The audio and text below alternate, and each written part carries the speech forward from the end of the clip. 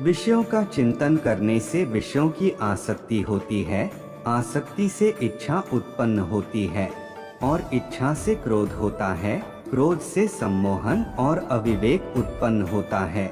भगवान श्री कृष्ण कहते हैं, जैसे प्राणी अपने पुराने कपड़ों को उतारकर फेंक देता है और नए कपड़ों को धारण करता है, उसी प्रकार यह आत्मा पुराने शरीर से त्याग करके नया शरीर प्राप्त करती है।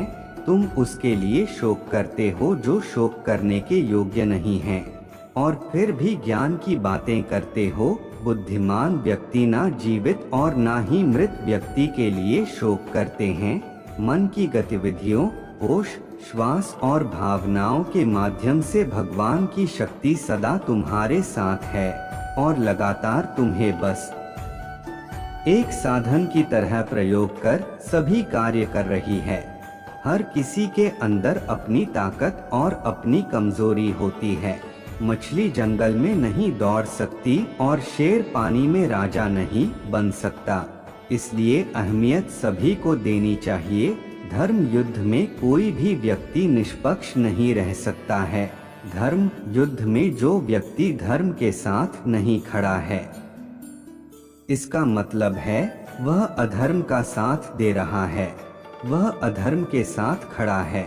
अगर कोई मनुष्य हमारे साथ बुरा कर रहा है तो उसे करने दो, यह उसका कर्म है और समय उसके कर्म का फल उसे जरूर देगा।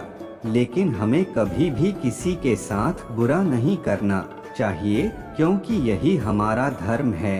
भगवत गीता में सनातन धर्म की नीतियों का स्पष्ट वर्णन है।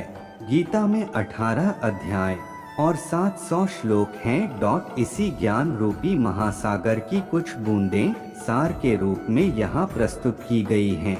इन बूंदों को ग्रहण करके आप अपने जीवन को आशाओं से भरें और सुख एवं संपन्नता से परिपूर्ण जीवन जिएं।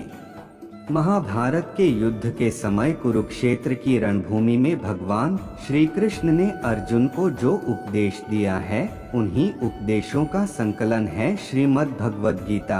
असल में यह उपदेशों का संकलन प्रश्न और उत्तर के रूप में है। अर्जुन कई प्रश्नवाचक चिन्हों के भंवर में फंसे हुए होते हैं और भगवान श्री कृष्ण इन्हीं प्रश्नों का उत्तर देते हुए अर्जुन को इस चक्रव्यूह से बाहर निकालते हैं। भगवत गीता ही है जो आधुनिक युग में समस्याओं से घिरे हुए मनुष्य को एक कर्मशील जीवन जीने के लिए प्रेरित करती है।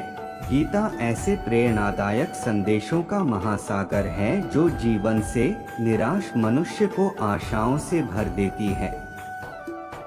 ठीक उसी प्रकार जिस प्रकार भगवान श्री कृष्ण ने अर्जुन की निराशाओं को दूर किया और उसे युद्ध लड़ने के लिए प्रेरित किया, आज की इस भागती दौड़ती जिंदगी में मानव को, उसके मन को, उसकी आत्मा को अगर कोई शांत, स्थिर और प्रसन्नचित रख सकता है तो वह है